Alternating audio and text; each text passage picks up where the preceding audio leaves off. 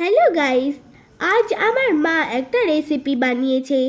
সেটা হলো কচু দিয়ে রুই মাছের ঝোল।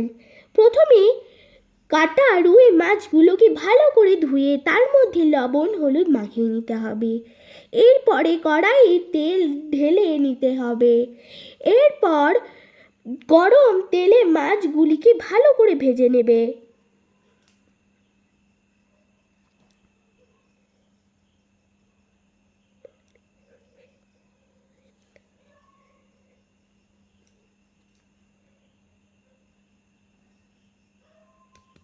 এরপর গাটি কচুগুলো কেটে নিয়ে ভালো করে ধুয়ে নিতে হবে।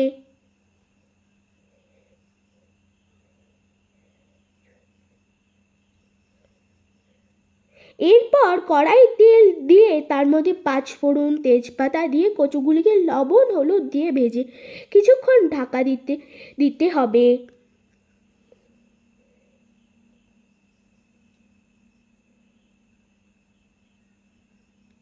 এই ফাঁকে লঙ্কা আদা জিরে বেটে নিতে হবে।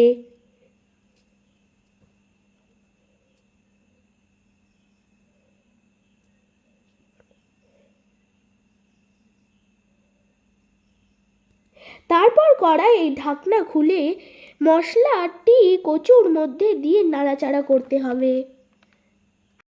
তারপর এর মধ্যে গরম জল ঢেলে দিয়ে কিছুক্ষণ ফোটাতে হবে। এরপর ভাজা মাছগুলিকে এর মধ্যে দিতে হবে।